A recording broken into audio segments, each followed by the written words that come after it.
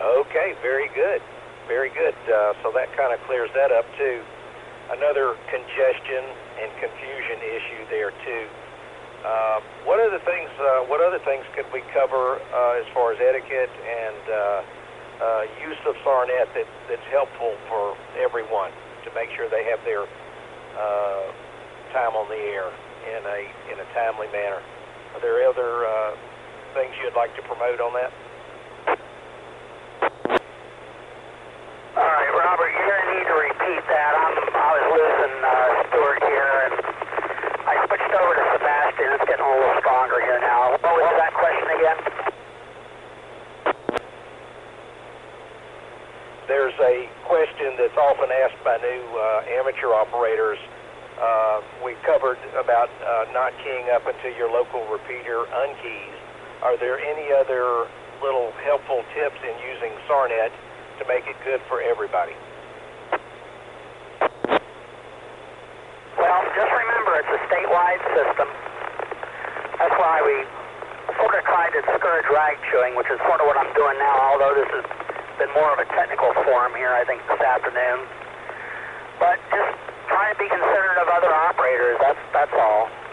Best thing is just wait till your local repeater drops. That's probably the main thing.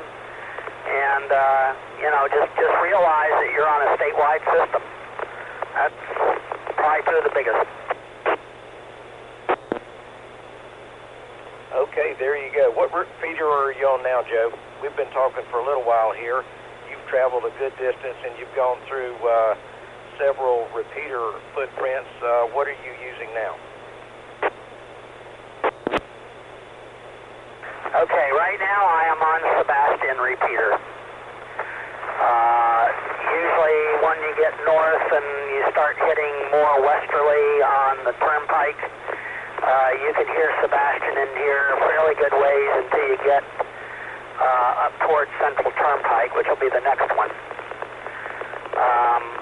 Also Central Turnpike, and there's a digital station in Stewart. So right about in the middle in here, you may hear the other digital station in Stewart when you're listening to Central Turnpike. But about that time, then switch over to Sebastian, and then as you get closer, switch over to the Stewart station. You sort of have to get used to where these repeaters are and know where to switch over. Generally, as you start getting weak in one repeater, you can switch to the next one on your route.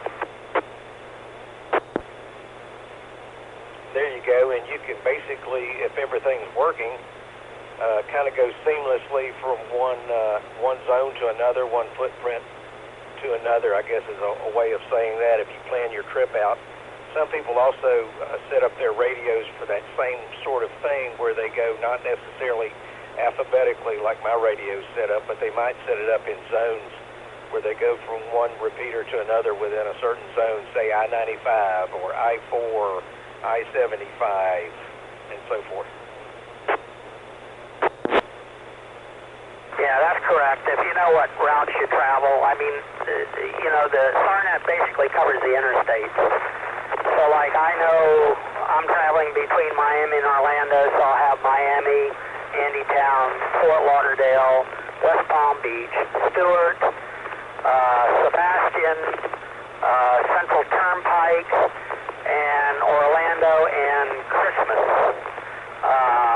Sort of right in a row, so you can just, switch up the channel knob to the next one when you start losing the next. And you can do that like going across Alligator Alley and stuff, or Miami to Tampa, Miami to Andytown, to Naples, to Fort Myers, to Sarasota, which is going to be going off the air in a couple of months here because they're moving the tower. And then into Tampa, and Skyway. So you just sort of look, it's all along the interstate, so to look along the routes on the interstate and pick those repeaters and program those in your memory and just go from one to one. KK3S, roger that. So another question that comes up occasionally, Joe, is Are there any VHF nodes or repeaters in the SAR Net system? As I personally understand, it's all 70 centimeter, but we do have some people visiting from out of state occasionally that asks, and is it tied to any other network via the internet, such as Etiquette or otherwise? Okay, I might be losing you here shortly, but no, this is strictly UHF, 70 centimeters. We prohibit any connection to any crossband repeaters, any Echolink, All-Star, anything like that.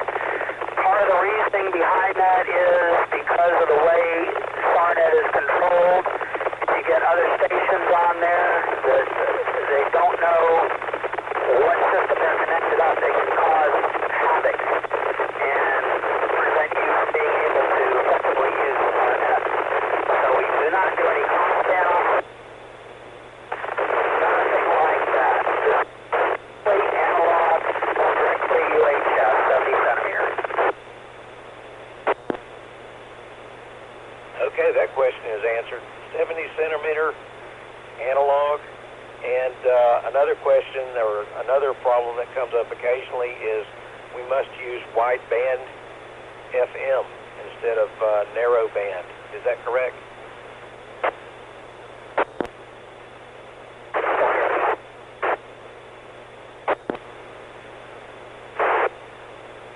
Okay, hopefully you hear me on Central Turnpike, Robert. KK3S, yes sir, I do. And I guess the question / statement that I made was it's important to use, I'll make the statement first and then ask the question. We're instructed to use wideband FM mode when we're programming our radios.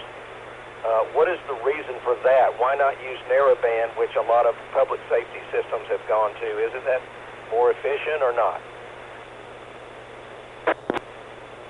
Okay, it was mandated for public safety.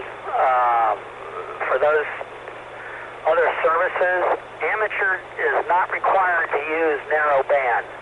Yes, it is more spectrum efficient. However, most of the equipment that is out there and most of the repeaters are wideband repeaters, which means wideband plus or minus 5 kilohertz deviation.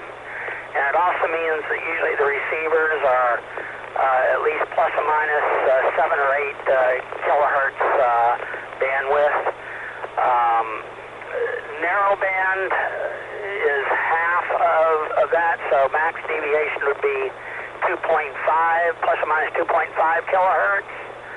And a lot of the receivers, you're cutting your audio by really more than half.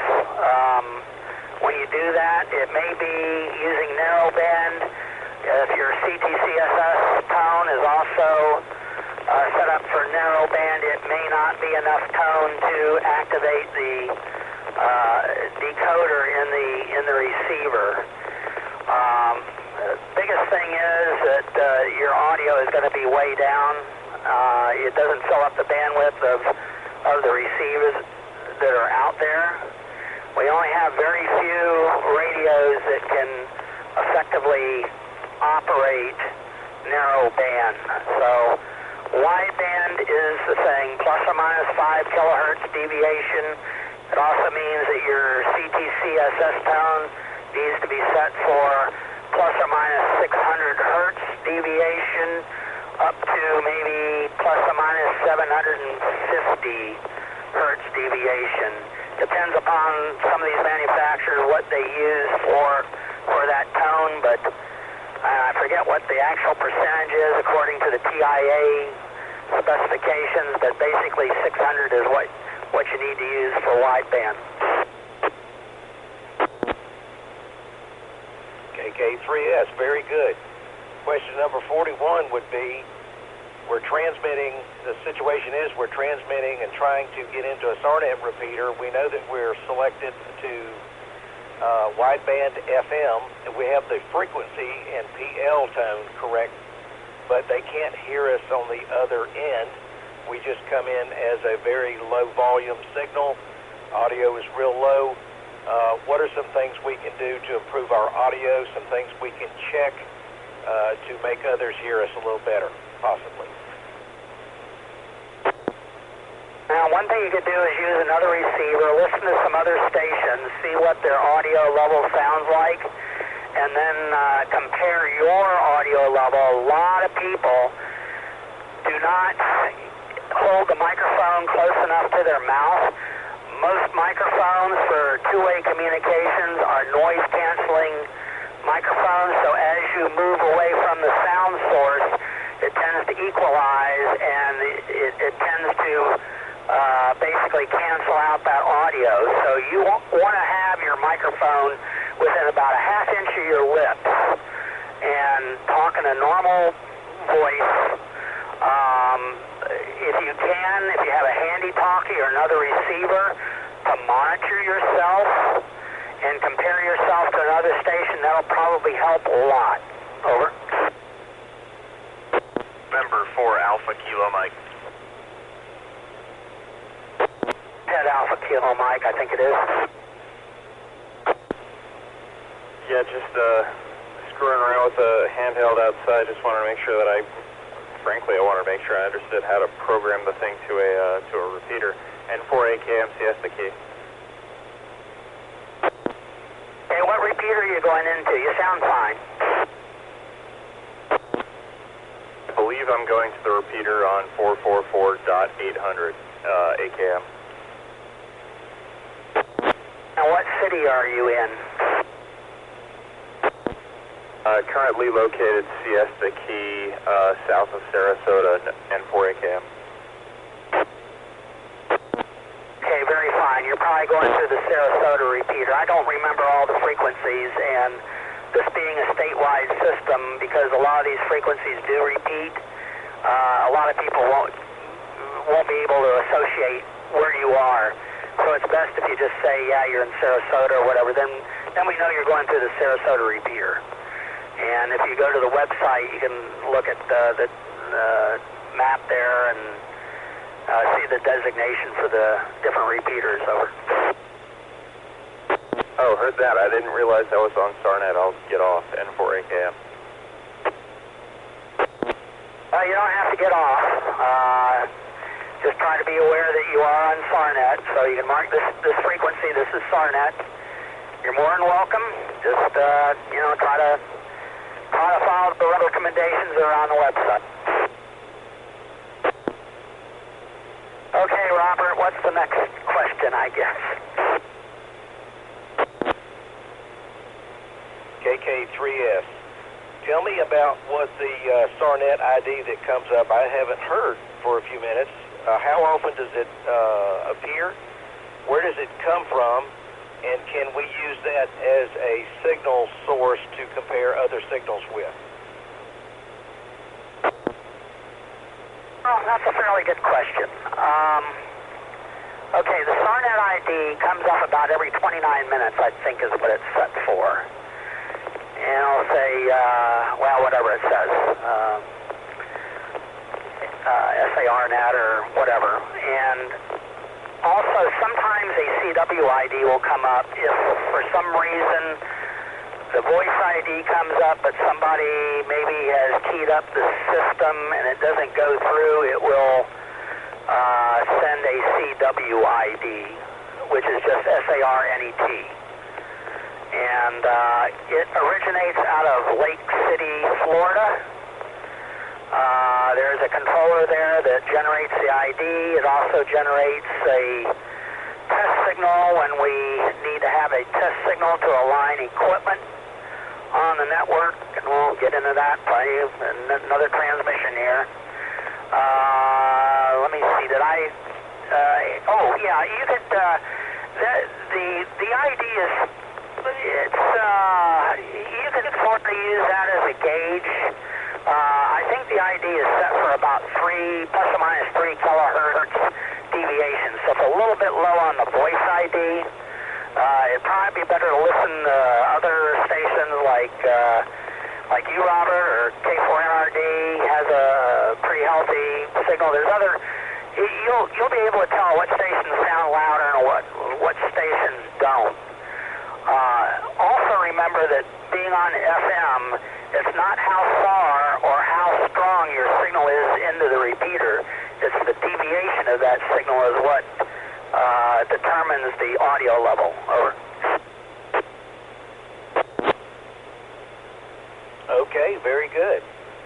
So the next question would be, if we're using an HT and we want to, and we're having a hard time getting into a local SAR Net repeater, what are some things we can do as an HT operator, maybe as a new operator that doesn't know much about radios at all? What are some things we can do to improve our signal so that we can be heard throughout the SAR Net system? Okay, with an HT, of course, you're running low power. The system, just for everyone out there, was basically designed for like a 35 to 50 watt mobile along the interstate highway system, and so we didn't really consider HT coverage as such. That's sort of a bonus when you get good coverage, though. And probably the best thing is, for one, hold your HT where the antenna is vertical.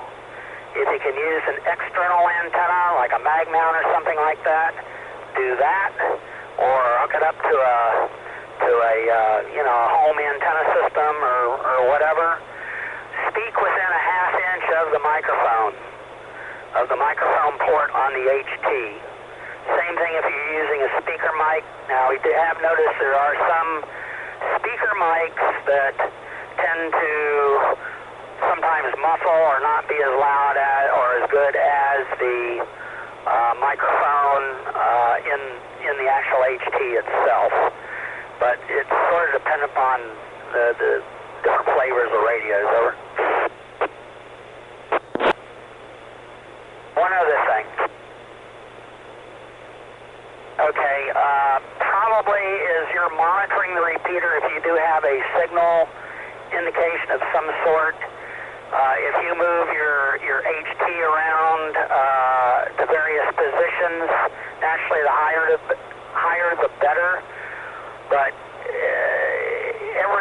about every 6 inches or so is a quarter wavelength, and you might find there'll be a certain position that you have maximum signal in. We'll try to transmit from that same position. Go ahead, Robert. Okay, so those are some pretty handy tips there for HT users. What could be a cause for me to not hear a SAR Net signal, but I can be heard through SAR Net?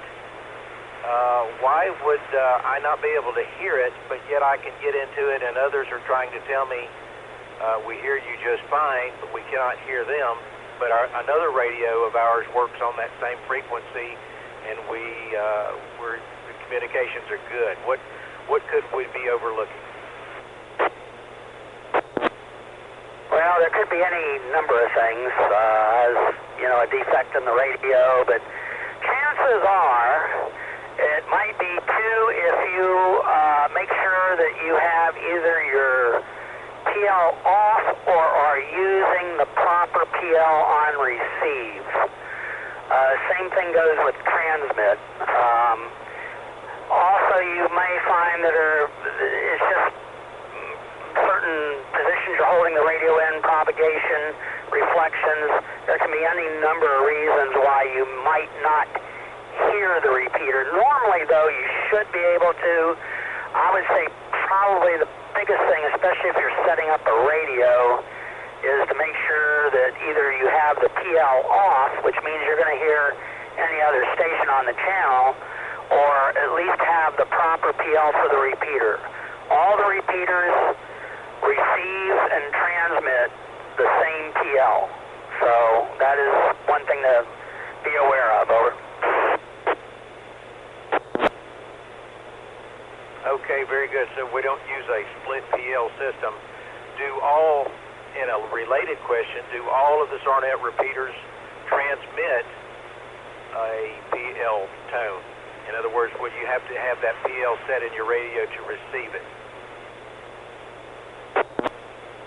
Okay, you do not have to have the PL set in your radio to receive. The advantage is that you won't hear any other stations that might be on the same channel or co-channel interference. You may not hear any other noise or extraneous signals because you have to have the PL for that receiver to decode your signal. Also, I wanted to make sure I clarify when I said all the repeaters transmit and receive use the same PL frequency. That means if the PL frequency for that repeater, let's say, is 100, the repeater is going to transmit that 100 hertz PL. The repeater receiver has to receive that 100 hertz PL. If you're on a different repeater, it may be a different PL frequency. And there was something else that just slipped my mind here. I'll think of it maybe in a moment. Well, see if that answers it, Robert. Yes, sir, that did answer it. And if we cannot get into a SAR Net repeater, conversely, we may not have our PL tone set properly. So there's all kinds of combinations for problems. Joe, the next question on the list, number 46, a listener writes in and asks, how much wattage can my radio put out legally here in Florida using the SAR Net system? Okay, per the regulations, 50 watts. 50 watts is the maximum power that can be used on the the UHF frequencies in Florida. I forget the particular regulation or code or whatever it is, but being that there's so many military bases and stuff in Florida, essentially you are limited to 50 watts unless you have permission of the controlling military authority. Let me see, there was something else. Well, that's it. So you don't need to worry about going out and getting a 200 watt UHF amplifier. Legally, you can't do that. You can do it, but it's not legal. Okay, in a related question, if I'm in Georgia, just on the other side of the Florida-Georgia line, just inside Georgia, can I use a 100 watt amplifier and talk into SAR Net? For that, you would have to consult the regulations because there are a number of areas that are controlled. Like I say, Florida, 50 watts. I think out in the desert there somewhere at like Edwards and some other places, there's different areas in the country that have specific power limitations and frequency limitations. Also remember that the amateur UHF band, we are not a primary user, we are a secondary user. That was one thing I wanted to mention. Now I'll try to think of the other ones here. Go ahead.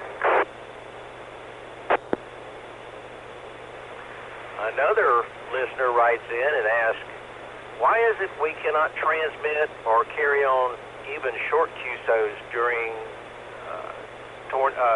periods where the EOCs are using the network full-time, a restricted net, whatever that is, or whatever that may be? Could you explain why we can't chit-chat during those periods? Recently, we had a hurricane come through the area, and the guys at the EOC said for restricted net, for emergency traffic only. What does that mean? Well, let me see if I can sort of explain that. Let's start out by saying one thing. I guess sponsor, or I think I know Pat had a better term for it, but basically SAR SAR Net exists because the Division of Emergency Management has reached an agreement with the Department of Transportation, and we have worked out where there is, if there is an event or emergency or whatever that requires the backup of the EOCs, that we would basically turn over net operation to the Division of Emergency Management and the EOCs. And certainly if there's an emergency going on or any sort of event where people may need to raise someone or have an emergency or whatever, we want to keep the frequency clear. And we wouldn't want to rag chew or chit-chat or anything like that. I hope that briefly explains it. There's certainly various reasons why, but I would say that's probably the main one. Over. Okay, very good. And a related question, let's suppose that there is not a restricted net going on SAR Net, and a station has an emergency. How do we help or assist that radio operator that may be sending a mayday or just asking for assistance? Should we wait a period and let someone answer the call, or how should we approach that when someone comes on the air with something that could be either urgent or, in fact, an emergency? What are some things to do? What are some tips in order for that to be an efficient exchange of information? You know what, Robert? I think maybe you might be able to answer that one because you handled that pretty well. I would say the biggest thing is, okay, first, listen. Listen, don't respond right away. If you don't hear anybody responding and you heard a station, go ahead and call them and see if you can make contact with them. Certainly if there's a station that they are hearing better, that could handle the traffic better, go ahead and turn it over to them. You could probably explain a little more, Robert, about the high water emergency in Suwannee County there. And, of course, briefly, the station called. He needed assistance. He didn't really come out and say emergency right away or mayday or anything like that. But he was able to, the station heard him and responded to him. They started carrying on the conversation, and it got a little more developed. Now, that original station had to leave, and you took over, Robert. So, basically, I would say the biggest thing is listen. Go ahead and make a call. If they come back to you, go ahead and try to carry on as best you can. But if someone else can maybe do a better job or is being received by the station in distress, let's say, let them go ahead and handle it. Over. Yep, that sounds like some common sense advice there, Joe. Another thing that I learned is if you're a mobile station and you're answering a distress call or an urgent situation, is probably to pull over and make sure you're in a good area for signal so that you can hear that station adequately and clearly, and make sure you have phone signal because you're probably going to be needing to make a phone call to someone. And actually, Joe, during that event, the EOC restricted net had been closed the night before, so I did call Suwannee County to see if perhaps, I put a call out for any EOCs in the state for assistance in this. And I did make a phone call to Suwannee County Sheriff's Office and made the call as well as the other station that took the initial call. So those are a couple of tips, is make sure you have a phone handy, make sure that you're receiving SAR Net well because the signals can disappear on you, and maintain contact with that station. Those are a couple of things I learned. Comment. And I would like to emphasize, too, even if it is a net being operated in a restricted or directed net mode or anything, if you have an emergency, that does not preclude you from breaking into the net and calling somebody. You don't have to stand by for that. The whole idea, I think, with having a directed net and everything is so that the stations that are working can get in, and if somebody does need assistance, someone can hear them. And that's the first thing. You know, if you hear an emergency signal, stand by, listen. That's probably the biggest thing. And then, like you said, Robert, the other things are certainly be good, especially with a cell phone nowadays and stuff. So, all right, go ahead. Okay, Joe, thanks for addressing that issue. So, want to follow, I guess to follow, since I'll help answer the question too that I asked, is you want to make sure that you're in a place where you can pay attention, in a quiet place where you can hear your radio, have a pencil and or pen handy. A recording device will be helpful too, in case you need to go back and listen again. Some radios have that function of record. In this particular case, we lost contact with the complainant or the victim or whatever you want to call this stranded person in the water. So we lost contact with them. Their radio battery either died or conditions on the net deteriorated, the band conditions deteriorated. But do try to stay with them, and if you have to leave the situation, turn that over to another qualified operator. Let me let this drop because I'll time out. Continuing on with that, things worked out for me. It was early in the morning, and fortunately the amateur operator was able to put his request out there, and ironically he was very calm of demeanor, and he was very explicit and very calm about telling exactly what the situation was. He didn't panic.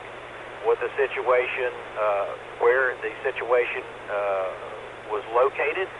He gave all the information that we needed to get to another amateur, which happened to be listening on the net also from Live Oak. Let me let it drop. KK3S. Howard, KN4 SFM, a state fire marshal, was on special assignment with Fish and Wildlife. For high water rescue teams, he was the amateur radio operator in that team, serving one purpose anyway. He was able to hear my call when I put out a call. He responded to it, and he had the high water team there probably on the ground within the hour. And turns out the radio call that the amateur made was the last time that we actually spoke with him. And he stayed with us. When I could no longer hear his voice, I asked him to tap the number 1 on his keypad. Let me let this drop. I realize that's not a secure way of doing it. When I could no longer hear his voice, the number 1 on the DTMF pad on his radio confirmed that he was still with us and we were maintaining communication. So that was helpful too. With us along your trip, we've answered a lot of questions a lot of people have that are new to SAR Net. Let this drop. And Joe, we thank you for taking your personal time to have a little forum, as you said, a question and answer period. I don't think we planned to do this, but it worked out this way. Thanks again for your time. This is KK3S in Jacksonville. I've got to change batteries. Okay, very fine, Robert. Go ahead and change your batteries, and let's see, we don't have too much else. We've, really sort of addressed a lot of things here this afternoon. It would be good for some of the new people out there. I know we talked about audio and adjusting radios and that sort of thing. If you can get with a club or another amateur, perhaps, and maybe learn where you need to hold your microphone, how loud to talk, and that sort of thing. that can also help. There's probably not too many amateurs out there that are going to have a service monitor that can actually monitor the deviation of your transmitter, but if there is someone that has one, or you buy a service shop or whatever, where you could actually see when you're talking into your radio just how much or how loud you need to talk to get the proper deviation out of the radio. I know we touched briefly on it. The SAR Net system itself, we've sort of taken great pains in trying to adjust the audio levels at each repeater and control station to what we would consider a standard setting, so that everything pretty much sounds the same. Hopefully you can go from one repeater to the next and not even have to touch your volume control. And that also it'll be the same volume. It may not be quality. We have like I've said before, we've got a number of different repeaters with different audio characteristics out there, so it will be a little different, but hopefully the audio level should be about the same. Go ahead, Robert. Okay, this is KK3S. Let's talk about bad actors on the system, if you would, briefly, or however much time you'd like to spend on it, Joe.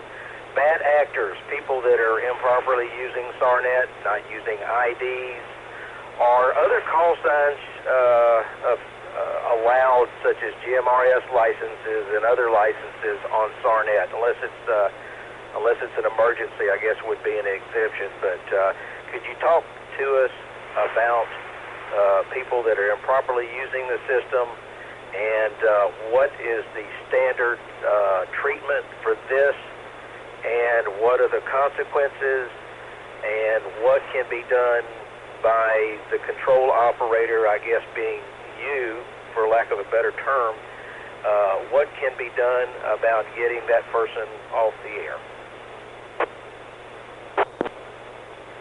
Oh, wow. There's a lot of questions in there, Robert.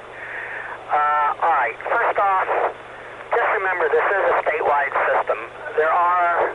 You don't know who may be listening, since we are now associated with the Department of Emergency Management. You could have anyone from the governor on down that might be in an emergency operations center that could hear the traffic on SAR Net. And, it'd be nice to not have to worry about, a bad exposure to amateur radio. We would like all these exposures to be good. You should try to comply with all the rules and regulations, which means giving a call sign at the end of the transmission. You don't need to be kerchunking a bunch of times anyway. If you get on and want to do a test, okay, do a test, but this is WB4HIS testing. Give a call sign. That's all we really are concerned about. You don't need to be fooling around on the network and that sort of thing. It just presents a bad image. Let me see. If you hear anybody that is operating improperly, just do not answer them. That's the best thing. If you hear a station like a GMRS station, someone that comes on with a GMRS license, do not try to have a QSO with them. If you have a QSO with them, you are in effect in violation of the rules, because the rules state that we're only able to have communications with other amateur stations, and you would be the one in violation if you did that. I'm going to let this drop here for a moment. Yeah, the bad actors that get on there and like to make all sorts of noises and not identify and stuff like that, we cannot allow that to go on SAR Net. We will disable that repeater from the network. And let me say one other thing. We monitor the network. We can tell pretty pretty much instantaneously where the signal is coming from. We know which repeater, so we can disable that from the network. Also, interfering with emergency communications or communications in general, there is a Florida statute that actually makes it a third-degree felony. So if you are caught committing a felony and convicted, you can lose your civil rights, your ability to own a firearm, your ability to vote, etc. So just don't do it. You know, try to be considerate of other people on the network. Over. Okay, very good. This is KK3S. I guess another question that comes up often, I hear it on the air, is what about my repeater? What's wrong with it? I can't get into it. I have to go to another one.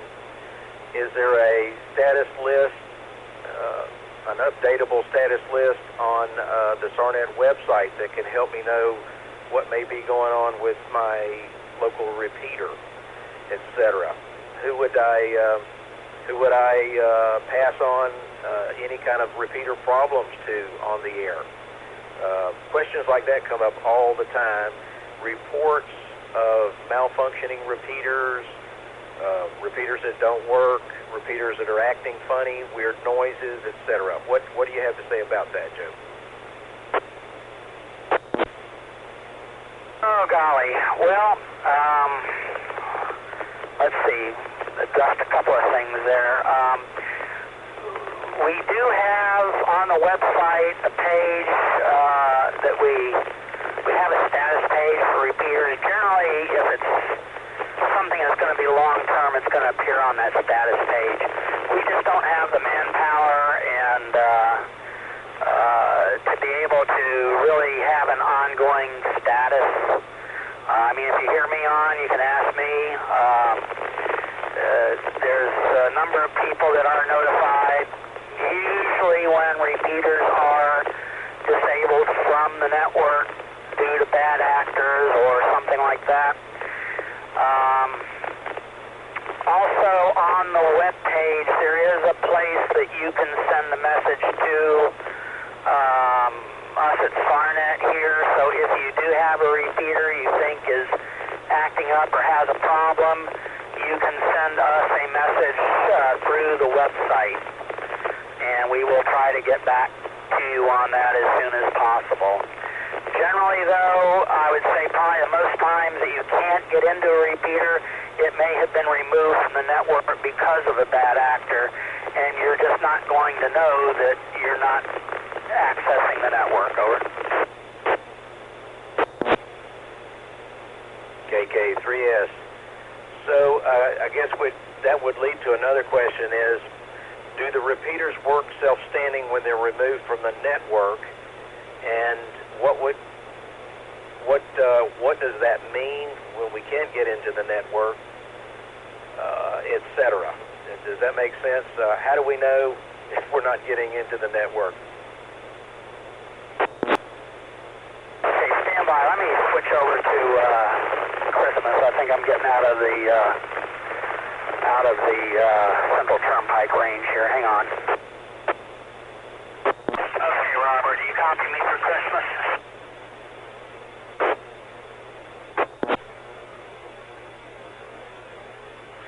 KK3S, acknowledged. I have a copy on you.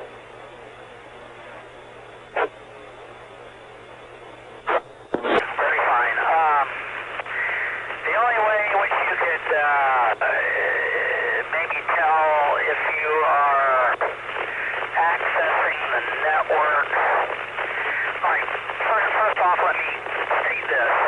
If the repeater is removed from the network, generally the repeater is going to be operating normally, so you can communicate through it. You will hear the traffic on SAR Net, but not be able to access the network.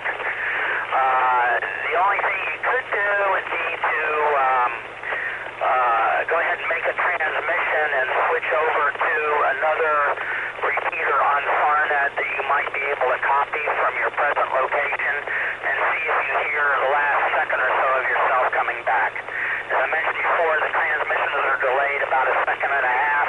So from the time that you release your microphone button, if you can switch over to one of the other repeaters that you might hear on the network, you might be able to hear yourself come back.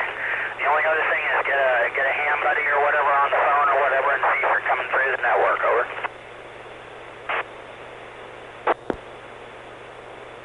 Yep, you pretty much covered that one. I appreciate that, Joe. This is KK3S.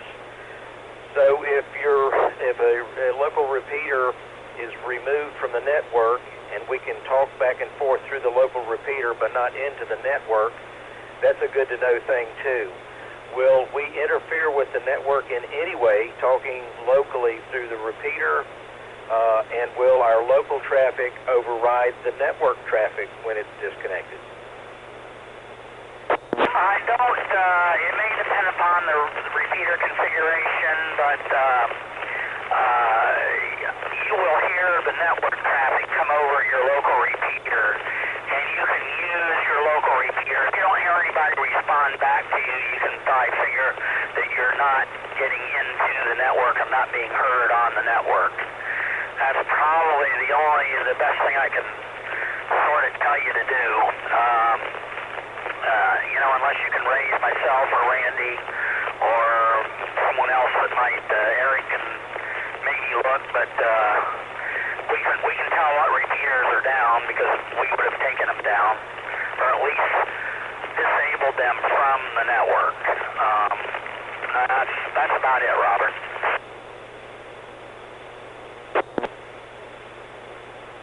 Okay, very good.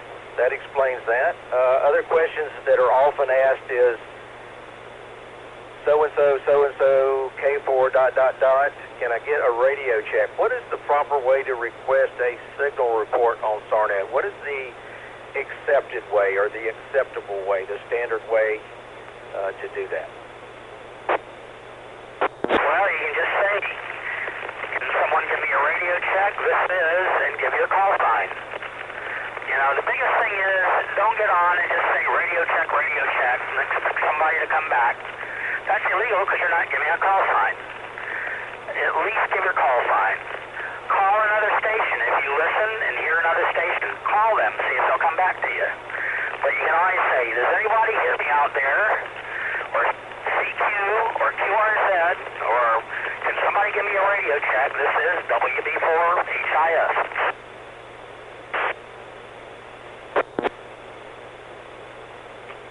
Okay, very good. Next question would be, when are we getting a repeater in the Daytona area? There's a big blank or void area between St. Augustine and Christmas, and I can't hear anything out there. KK3S back to WB4HIS. SAR Net. New repeaters and new control stations with the Florida Department of Transportation. We did have a site and at one time some equipment, but it's just a lot of this stuff a lot of times takes a long time to get done. And there's only a couple of us that are able to work on it. Also, at some of these sites, they may require a tower analysis or intermod analysis or just even equipment. So we're working on that. We've got a number of sites that like to get repeaters at, but it's just we're doing it as best and as fast as we can.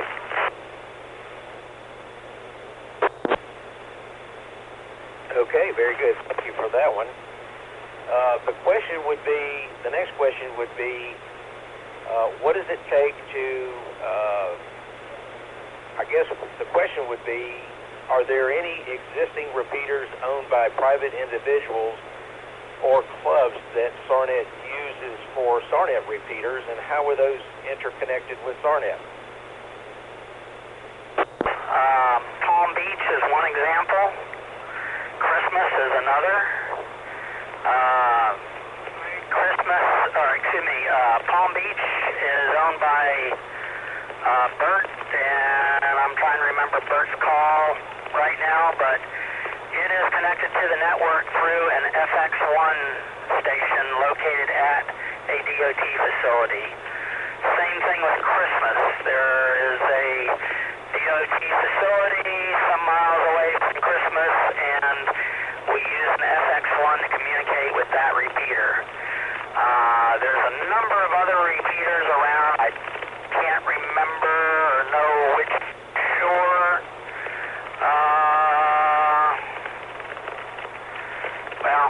Those are just two examples right now that I can think of. Over.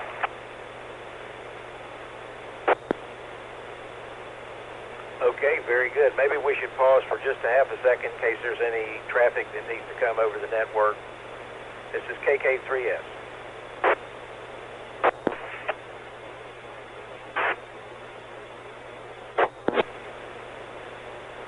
Well, only hearing a kerchunk. Joe, where are you now, and what SAR Net repeater are you using? This is KK3S, back to WB4HIF. Monopost 244 northbound Turnpike in Orlando. You're going through the Christmas repeater. We're not too far from our destination. I'd say about maybe another 15 minutes or so, and then we'll sign. Over.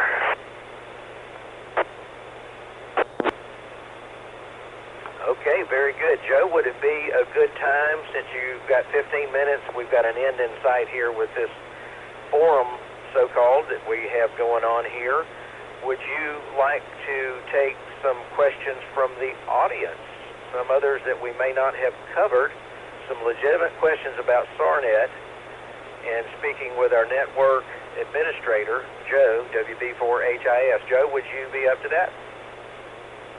Go ahead.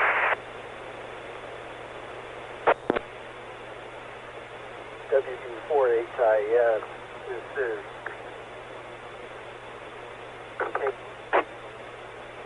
Okay, cut out on the call sign there. Try it again, please. Station that was calling WB4HIF. Go ahead. Thank you. This is KQ4UXF. I've got a question. Brand new ham here, but actually the question is, I came in late on the conversation. There's a lot of great information shared here. Perhaps Robert, did you, perhaps Robert recorded it? It'd be great if it was recorded and posted on the web so we could have access later. Oh, we can probably arrange that just for everybody's edification and enjoyment. Normally we record everything that goes on SAR Net. So I'll try to see if I can go back and get those files, I guess. That would be great. Would appreciate that a lot, especially for a new ham. I'm mostly interested in using SAR Net for disaster relief and emergency purposes, but this has been incredibly helpful. So that would be great if you could do that. If we can do that, maybe we can even get Eric to do a ham radio concepts or something on this too sometime. I'm sure Eric's still listening. Oh no, KJ4YZI, Live Oak? Live Oak. I guess you heard the comment. Over. Yeah, I've been turning volume up and down, talking on the phone and doing whatever else. And in fact, Joe, you know what happened? I got a message about a half hour ago. My hotel was canceled, so I had to go out and rebook it. I don't know what that was about, but I got a nicer one this time, so I'm only 30 miles out of Tallahassee. For that, okay. We'll get together with you about this maybe, but we'll go ahead and try to get this afternoon's QSOs and at least see if we can get it on the SAR Net website. That would be fine. And go ahead to New Ham again. I didn't get your call here. It was WB4HIF. Anybody else have any questions? This is WB4HIS Mobile. It's TG4QW. All right, we got a QW something out of that, I think. Go ahead. Yeah, Joe, WB4HS. This is Kilo Juliet 4 Quebec Whiskey Tango. Sorry, I tend to talk a little fast. Sorry. I had a question about the in this situation where we have like this system goes into EOC mode, or they use it into emergency mode. I know it's usually about every half hour or so they do advertise to say like, look, this system's in in emergency mode, whatever. Do not is only for local EOCs only. Between that time, sometimes it's like, if I'm going to work or something like that, and I want to, see if there's anyone on the network. Is there like I'm not sure. Is there like a proper way to proceed with, making sure that like the, it's not locked down in emergency mode, and if so, like if the state EOC claims that it's in emergency operation mode, is it like proper to just like not say anything else after that and just be clear automatically? Over.